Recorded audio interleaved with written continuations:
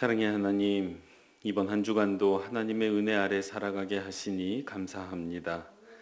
이번 한 주를 돌아보며 우리가 하나님 앞에 죄인됨을 깨닫게 하여 주시고 겸손히 주님께서 베풀어 주시는 그 구속의 은혜를 누리는 시간 되게 하여 주옵소서. 하나님, 오늘도 우리에게 말씀하여 주시고 그 말씀을 통해 하나님께서 내게 베풀어 주신 그 은혜를 다시금 깨닫는 시간 되게 하여 주옵소서. 사랑 많으신 예수님의 이름으로 기도합니다. 아멘. 찬송가 305장 함께 찬양하시겠습니다.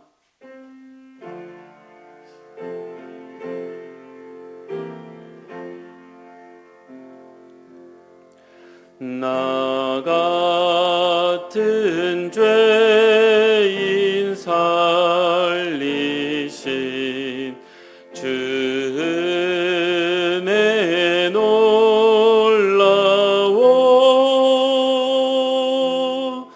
잃었던 생명 찾았고 광명을 얻었네. 거기서 우리 영원히 주님의 은혜로 해처럼 밝게 살면서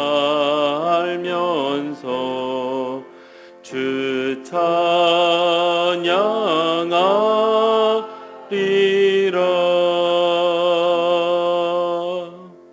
아멘.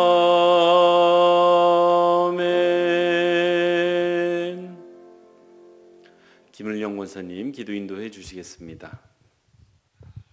천지를 창조하시고 우주 만물을 다스리시는 하나님 아버지 감사합니다. 아멘. 이른 새벽 예배 자리로 인도하여 주시고 말씀과 기도로 하나님 앞에 마음을 모게 하시니 또한 감사합니다. 아멘. 지금 이 시간 십자가 앞에 우리의 연약함과 어리석음을 용서하여 주옵시고 내 안에 정직한 영을 새롭게 하시길 간구하나이다. 아멘. 자비로우신 하나님, 며칠 전 나라를 위한 광화문 연합 예배가 있었습니다. 거짓과 술수가 난무하는 이때 이 땅을 보호하여 주사 차별금지법을 막아주셔서 동성애가 합법화되지 않길 바라나이다. 아멘. 이 세대가 기초를 다시 세우고 더 이상 혼돈을 겪지 않도록 나라를 위한 기도가 식지 않게 성령님 도와주옵소서. 아멘. 로마서 말씀처럼 너희는 이 세대를 본받지 말고 오직 마음을 새롭게 함으로 변화를 받아 하나님의 선하시고 기뻐하시고 온전하신 뜻이 무엇인지 분별하는 그리스도인이 다 될 수 있도록 인도하옵소서. 아멘. 교회에서 이뤄지는 많은 행사들이 사랑 안에서 화목하여 주님의 몸된 교회를 이루는 은혜 누리게 하시고 영아부부터 노년에 이르기까지 치유와 회복, 성장의 축복 허락하시길 소망하나이다. 아멘. 오늘도 귀한 말씀 들고 단위에 서신 목사님, 듣는 우리에겐 생명의 양식 될 줄 믿사옵고 이 모든 말씀 예수님 이름으로 기도드립니다. 아멘. 오늘 함께 살필 하나님의 말씀은 디모데전서 1장 12절에서 20절의 말씀입니다. 한 절씩 교독하시고 마지막 절은 합독하겠습니다. 나를 능하게 하신 그리스도 예수 우리 주께 내가 감사함은 나를 충성되이 여겨 내게 직분을 맡기심이니 내가 전에는 비방자요 박해자요 폭행자였으나 도리어 긍휼을 입은 것은 내가 믿지 아니할 때에 알지 못하고 행하였음이라. 우리 주의 은혜가 그리스도 예수 안에 있는 믿음과 사랑과 함께 넘치도록 풍성하였도다. 미쁘다 모든 사람이 받을 만한 이 말이여 그리스도 예수께서 죄인을 구원하시려고 세상에 임하셨다 하였도다. 죄인 중에 내가 괴순이라. 그러나 내가 긍휼을 입은 까닭은 예수 그리스도께서 내게 먼저 일체 오래 참으심을 보이사 후에 주를 믿어 영생 얻는 자들에게 본이 되게 하려 하심이라. 영원하신 왕 곧 썩지 아니하고 보이지 아니하고 홀로 하나이신 하나님께 존귀와 영광이 영원 무궁하도록 있을지어다. 아들 디모데야 내가 내게 이 교훈으로서 명하노니 전에 너를 지도한 예언을 따라 그것으로 선한 싸움을 싸우며 믿음과 착한 양심을 가지라. 어떤 이들은 이 양심을 버렸고 그 믿음에 관하여는 파선하였느니라. 그 가운데 후메네오와 알렉산더가 있으니 내가 사탄에게 내준 것은 그들로 훈계를 받아 신성을 모독하지 못하게 하려 함이라. 아멘.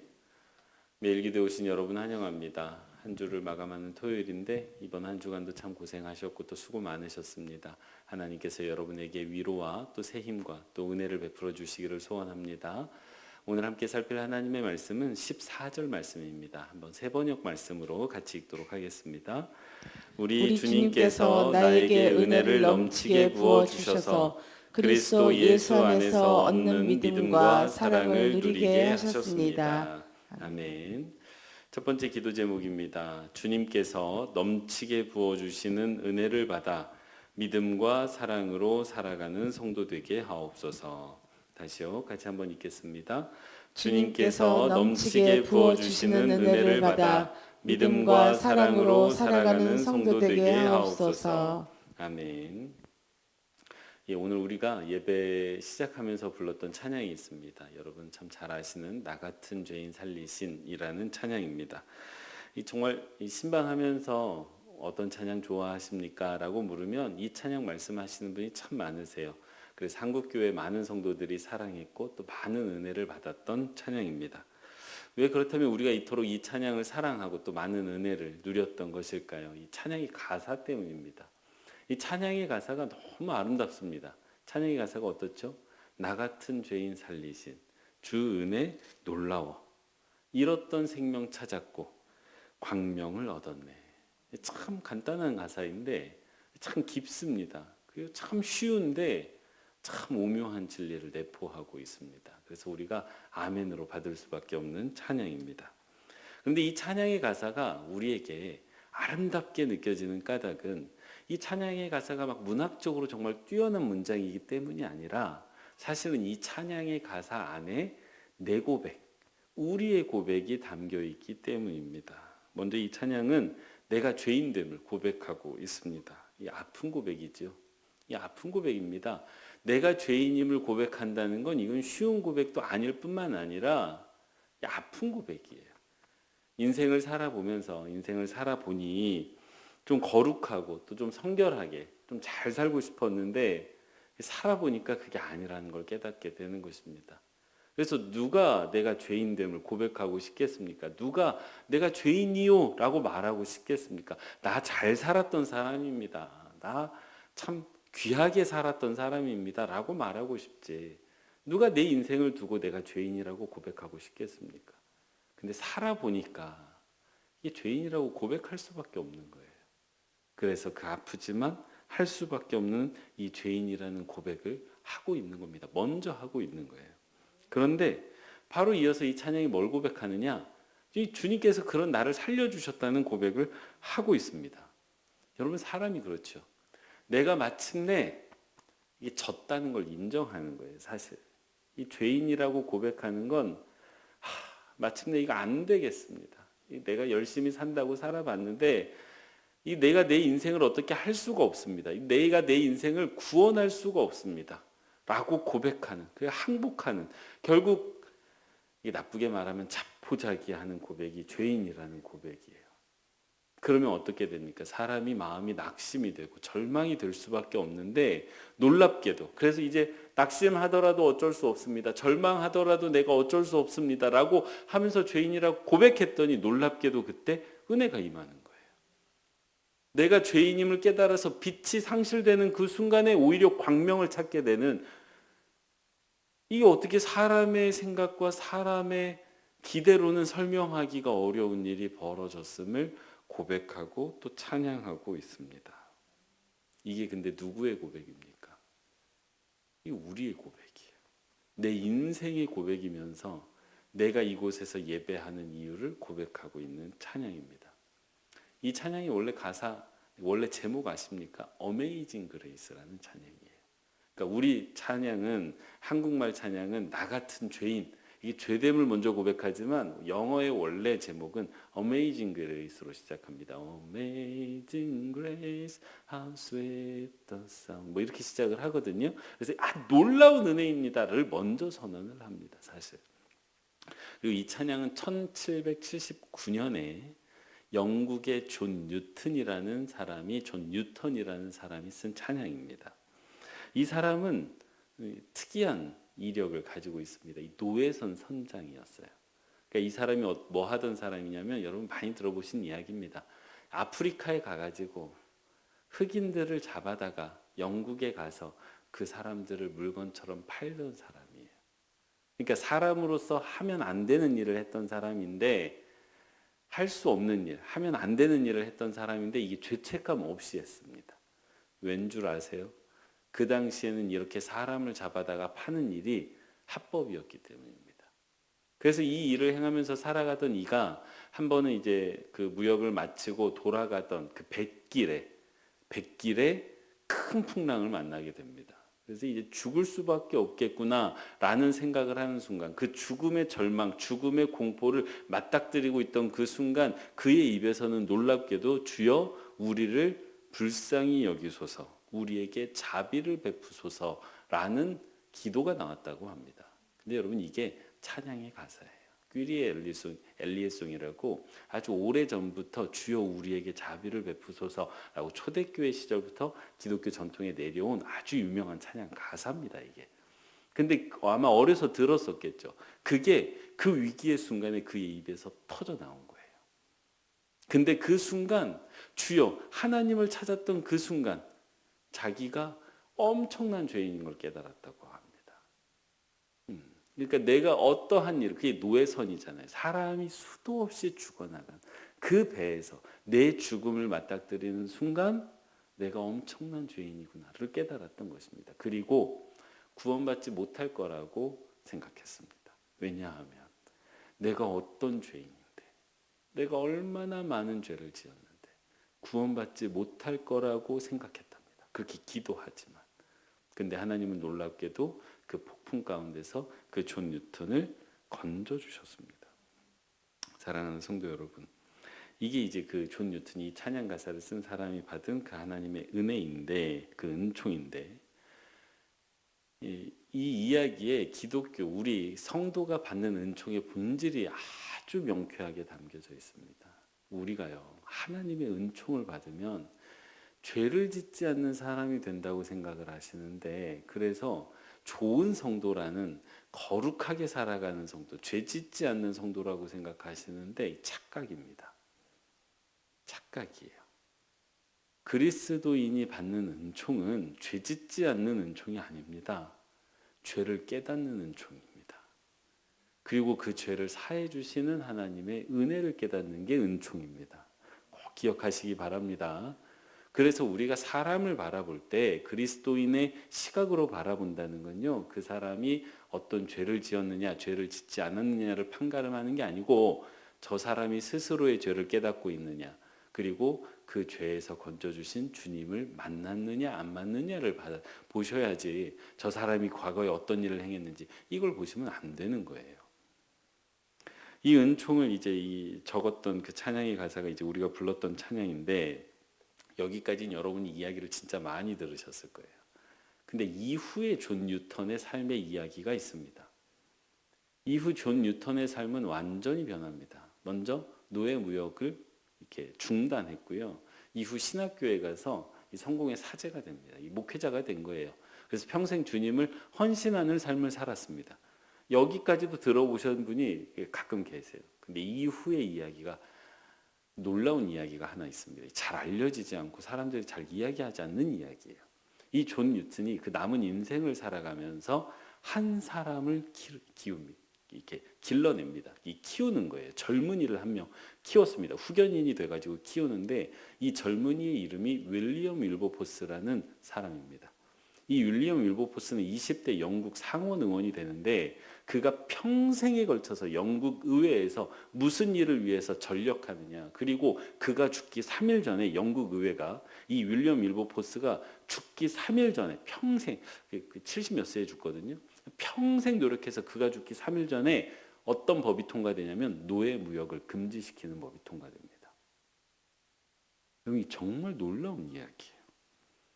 노예 무역을 하던 사람이 죄를 깨닫고 회심하고 하나님의 은혜를 받았습니다. 그리고 그 은혜 가운데 삶을 살아가면서 한 사람을 키웠는데, 그 사람이 자기를 길러낸 그 사람이 고백했던 그 죄를 금지시키는 법을 만듭니다.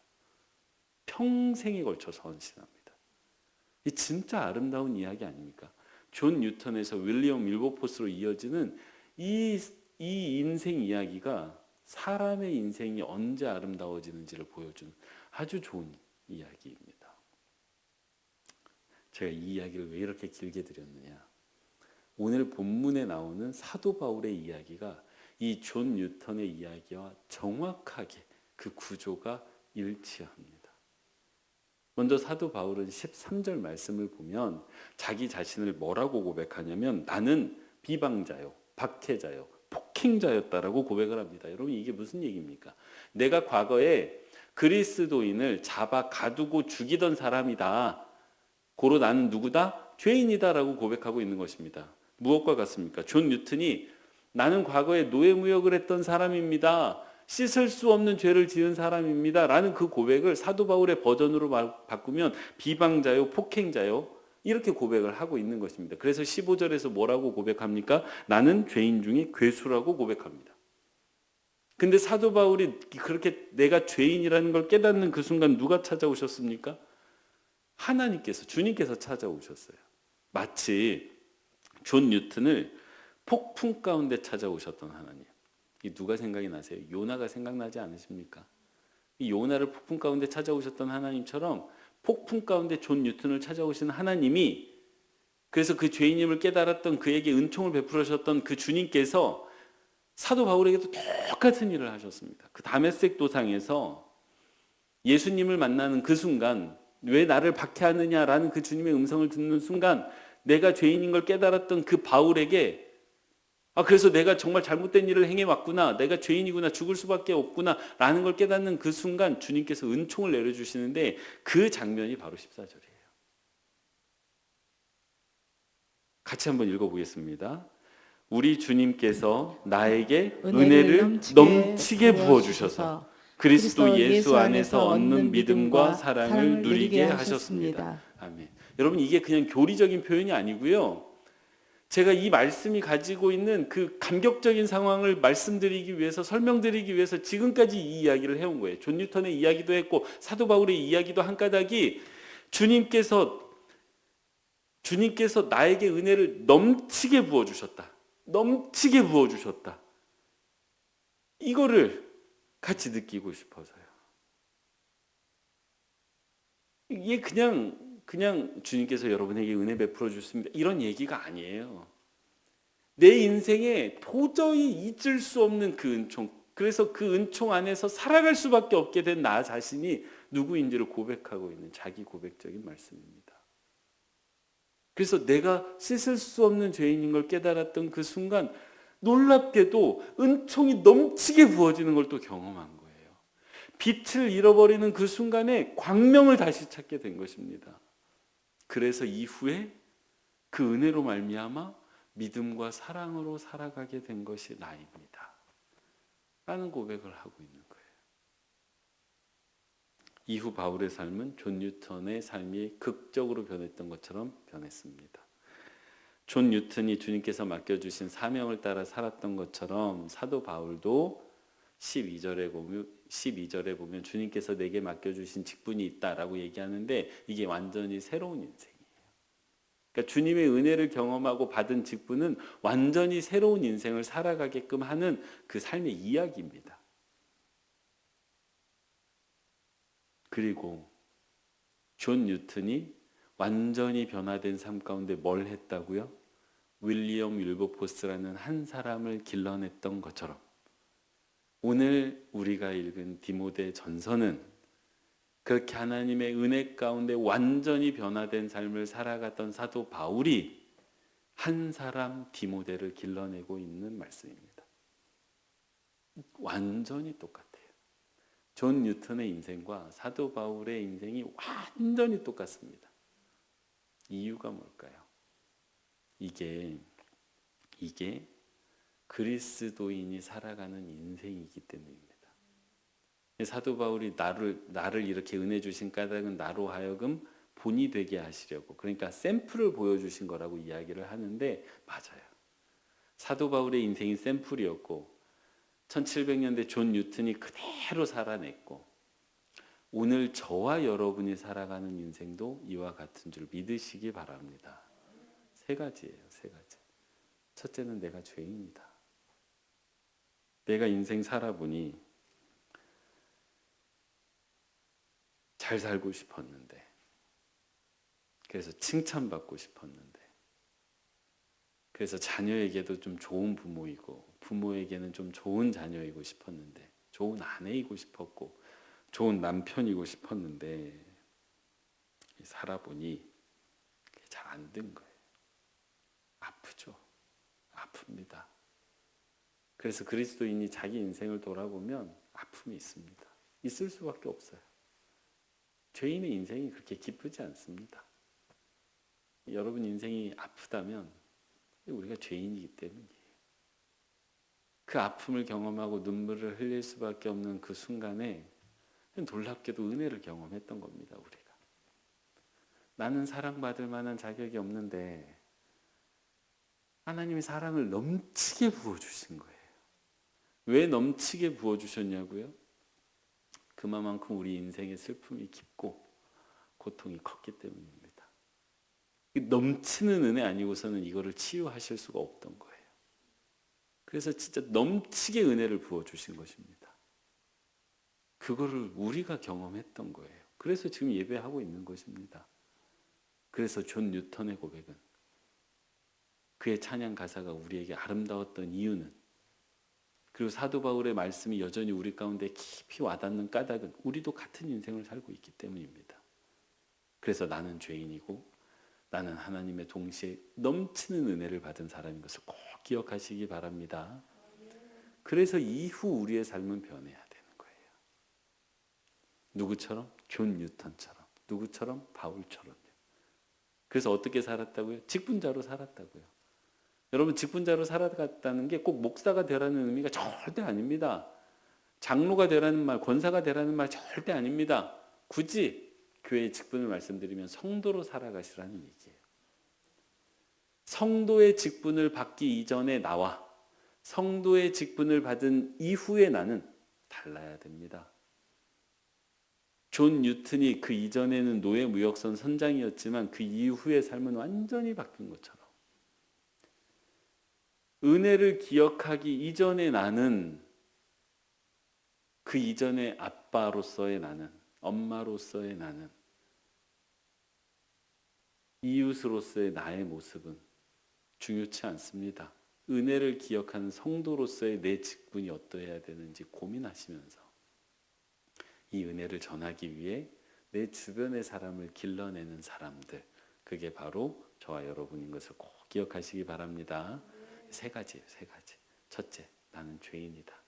둘째, 그런데 그런 나에게 넘치는 은혜가 주어졌다. 셋째, 고로 나는 변화된 삶, 사람을 길러내는 삶을 살아야 되겠다. 이 세 가지를 꼭 기억하시면서 우리 인생 복되게 살아가시는 저와 여러분 되시기 바랍니다. 기도하겠습니다. 기도할 때 수험생, 취업준비생 자녀들을 위한 기도를 먼저 하고 제가 마무리 기도하도록 하겠습니다. 선한 목자 되시는 하나님 아버지, 자녀들의 인간관계를 위해 기도합니다. 자녀들이 함께 웃고 울어줄 수 있는 벗, 함께 하나님 나라를 만들어갈 수 있는 이웃, 진리의 길을 이끌어줄 수 있는 스승, 함께 성장하고 함께 꿈을 이루어가는 동료를 만나게 되기를 소망합니다. 하나님이 만나게 하신 영혼 한 명, 한 명을 소중히 여기며 연합하는 그 자리에서 하나님의 나라를 체험하게 하옵소서. 아멘. 사랑의 하나님, 내 인생 가운데 나를 찾아오시고 또 나를 만나주시니 감사합니다. 하나님을 만났기에, 주님을 만났기에 내가 죄인임을 깨달았습니다. 하지만 또한 그 죄에 머물러 있지 않도록 하나님께서 은혜를 넘치게 부어주시니 참으로 감사합니다. 하나님, 빛과 소금교회 모든 성도님들께서 그 넘치는 은혜로 말미암아 믿음과 사랑으로 살아가는 인생 되게 하여 주옵소서. 죄를 미워할 뿐만 아니라 죄에 묶이지 않게 하여 주시고 변화된 삶의 이 은혜를 이어갈 사람도 길러내는 우리 모든 공동체 되게 하여 주옵소서. 하나님, 오늘 대안학교가 마무리됩니다.